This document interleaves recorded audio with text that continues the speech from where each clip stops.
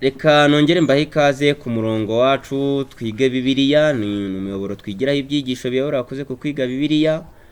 Nk'uko ari gahunda yacu ko tubagezaho ingingo y'umunsi. Uyu munsi turi ku wa gatatu, ni ingingo yo ku wa gatatu itubwira ngo abigishwa babiri ba Yohana. Ni cya cyisho cyacu kitubwira abahamije Yesu nka Mesiya.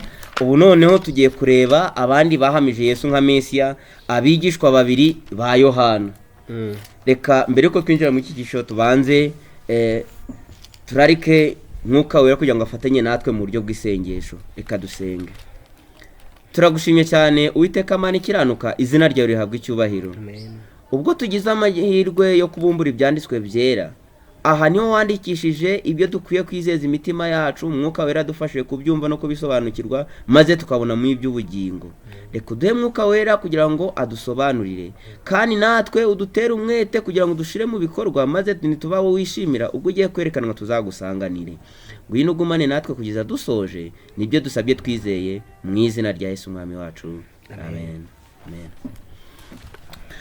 Oze nkurikije ukuntu abantu bagenda baduha ibitekerezo ni byiza rwose, turanabashimira. Bakomeze batubwire hahandi bandika kuri comment hari icyo twakosora, hari cyagenze neza, mujye mubitubwira, ndetse n'ikindi mwifuza ko muri ibi byigisho byanozwa kugira ngo umugambi Imana yifuza kutugezaho binyuze muri ibi byigisho birusheho kugenda neza. Rwose tubahaye ikaze, mujye mutubwira niba ari ibyo mwifuza, niba ari n'ibibazo hasi uremeye kubaza ikibazo, maze tukagisubiza tugafatanyiriza hamwe, cyane ko mwuka w'Imana abasha kutwagurira ubwenge nk'uko abigenjerera abigishwa be. Hano rero tugiye kuganira mu ngingo kwa gatatu itubwira ngo abigishwa babiri ba Yohana. Hano turasa n'abegeye imbere muri cyashye cya mbere, turasa n'abageze ku murongo wa 35 kugeza ku 39. Bibaye byiza watunyuramo iyi mirongo mikeya kugira ngo twumve ababigishwa babiri ba Yohana niki bahamije kuri Mesiya. Ego niba wahageze wadufasha. Bwari bukeye bw'uko Yohana yari amaze kubona Yesu, aravuga ati nguyu umwana w'intama amusanze kuri Yorodani. Yego, ukora ibyaha byari mu isi. Rero bukeye bwaho 35 yongera guhagarara n'abigishwa be babiri. Yitegereza Yesu agenda, aravuga ati nguyu umwana w'intama w'Imana. Abo bigishwa bombi bumvise avuga cyo bakurikira Yesu. Yesu arahindukira, abona bamukurikira, arababaza ati murashaka iki? Baramusubiza bati Rabi, bisobanura ngo mwigisha, ucumbitse he? Arababwira ati nimuze murahabona. Barajyana babona aho acumbitse, hari nk'isaha 10. Bahera ko bamarana nawe umwanya burira. Tubonye Yohana ubusanzwe atangira umurimo we mu butayu nk'uko yawukoze, birumvikana abantu bumvise ubutumwa bwe baranamukurikira. Bivuze ko yari afite abigishwa babanaga nawe. Ariko igihe yari amaze kubona Mesiya wa nyawe wari ukuriye kuza, nabonye ikintu cyitwa guca bugufi. Amubonye amaze kumuhamya bya bimenyetso umwuka mubwiye ko biri mu mbeho, amaze kubibona abwira abigishwa bati noneho rero ngiye kuvuga ijambo abanyarwanda bamenye, muve ku giti dore iki giti ni ngewe umuntu uriye. Muve ku giti dore umuntu nyiri umuringa yaje. Rwose Yohana yari afite guca bugufi mu mutima, yari yarasobanukiwe Yesu.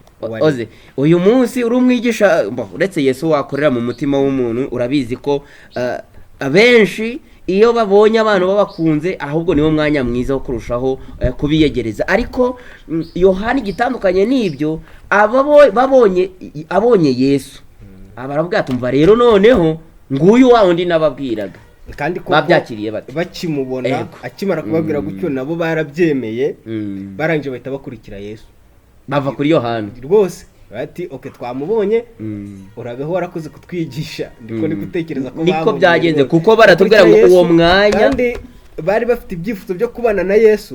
Niyo mpamvu ku murongo wa 39 bamujije batari ku bundi ucumbitse hehe. Bifuza kubana nawe, arabwira ati muze munkurikire tujyane muraza kubona ahantu ucumbitse. Bamara nawe umwanya, amasaha y'umunsi yari asigaye, kuko biritubwiye ko bamaranye nawe uwo munsi urira. Nakunze umwanya bamaranye nawe, nubwo tutazi ibyo baganiriye, ariko ibyo byose hari ibindi batari basobanukiwe kuri we, baje gusobanukirwa muri uwo mwanya bamaranye nawe. hari ikintu nakwiye kuri aba bagabo. Aba bagabo babonye Mesiya ngo n'ubusanzwe bari bafite icyifuzo cyo kumubona, kuko mu byigisho bya Yohana yarayabaye integuza, yarabwaga ko ari kubatirisha amazi, haruzaza batirisha umwuka wera, kandi rwose bari bahuye nawe bagize umugisha. Bakoze ikintu Yesu yabwiye umwigishwa we, yigeze guhura n'umwigisha aramubwira ati nkurikira, undi aramubwira ati rero ngiye guhamba data yapfuye, aramubwira ati reka abapfu bahamba abapfu babo. Iki kintu bakoze ntabwo bavuze ngo tuzaza kumushaka ejo, ntabwo bavuze ngo tuzaba tubitekerezaho. Ako kanya mu mahirwe babonye bayabyaje umusaruro. Hari ikindi gikomeye, yego, nyuma y'uko bamukurikiye bakamumenya bakabana nawe, bahise bahinduka bavuga butumwa nabo. Ko umurongo wa 40 Andereya mwene se wa Simoni Petero yari umwe muri babigishwa babiri bari kumwe na Yohana bereka Yesu. Yego, abanza kubona mwene se Simoni, aramubwira ati twabonye Mesiya, risobanura ngo Kristo. Amuzanira Yesu nawe, aramwitegereza aramubwira ati uri Simoni mwene Yona, uzitwa Kefa, risobanura ngo ibuye. Simoni yavuye kuri Yohana umubatiza, abonye Yesu aragenda bamarana igihe, arangije ahita ajya kubwira umuvandimwe, aravuga ati Mesiya namubonye, ati ngwino nawe urebe. Petero nawe araza yegera Yesu, Yesu amubwira ibyagombaga kuzamubaho, amubwira yuko burya anamusobanukiwe cyane, nkuko Bibiliya bivuga ko Yesu asoma imitima, ntacyo ahishwa. Nakunze amagambo avuga ngo ntabwo akeneye kubwirwa iby'abantu kuko asoma arabizi. Bano mukigisha batubwiye amagambo nifuza ko dusoma, ni amagambo bakotinze bakuye mu wifuzwe byose. Yego, amagambo avuga ngo iyo Yohana na Andereya baza kugira umutima wo kutizera nk'uw'abatambyi n'abategetsi, ntibari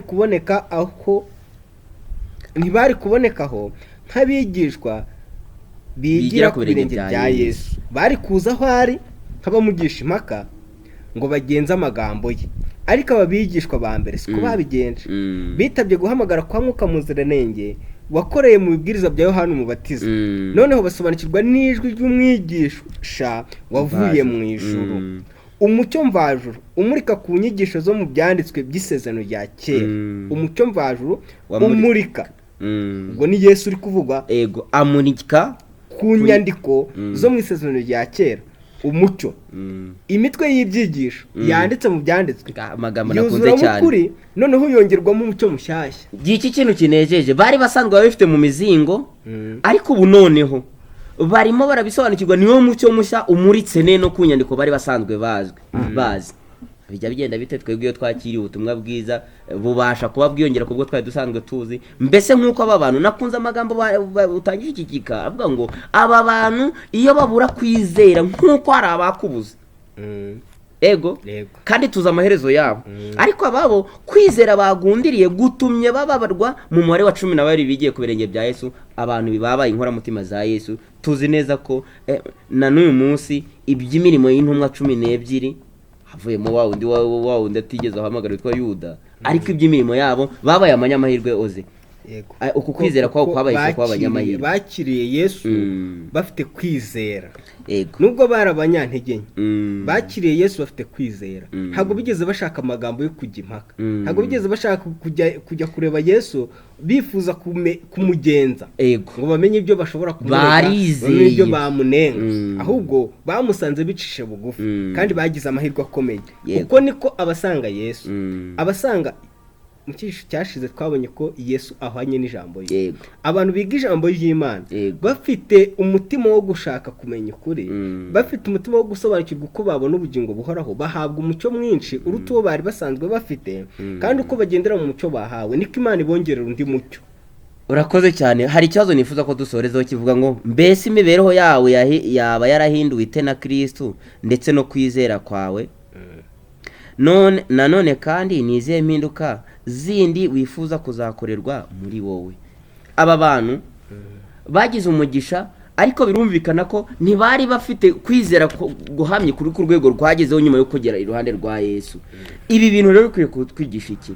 Niba tugize amahirwe yo guhura na Kristo, tubonye ko kenshi tubonera umucyo mushya mu byanditswe byera, bikwiriye kuba amahirwe kuri twe igihe tubimenye, ariko bigahindura, ntitube ba magambo. yewe ntituwe na kimwe n'abafariso bari bazi byinshi ku by'amateka ariko bitarigeze bibahindura. Bikwiriye guhinduka imico yacu. Kwizera Yego. kurahindura. Yego. Kwizera kukuri. Kwizera kutabasha guhindura umutima w'umunyabyaha uko nagaruka kwizera. Bibiri byita ukwizera kw'abadayimoni nabo baragufite. Bazi ko Yesu ari umwami banabona bakanahinda umushyitsi. Ariko uku kwizera guhindura imibereho y'umuntu. Umuntu rero uduteza amatwi, umuntu uri kwiga aya magambo, dukwiye gutekereza nimba kwizera kwacu hari icyo kwakoze mu mitima yacu. Amagambo nimba kwizera dufite, nimba inyigisho zo mu idini yacu zitabasha kuduhindura. Yego. Ibyo twizera tubizi tubitondagura ariko bitarabasha kuduhindura. Ducunge neza, dutekereze neza ko dushobora gusanga uko ntago ari ukwizera. Ubwo biradusaba gushaka ukwizera nyako, kuko kwizera nyako kurahindura. Ndakunze amagambo ari mu gitabo mu ntambara ikomeye mu cyiciro cya kitwa ni cya 28 kitwa ngo ububyutse bwo muri iki gihe. Ububyutse bwo muri iki gihe.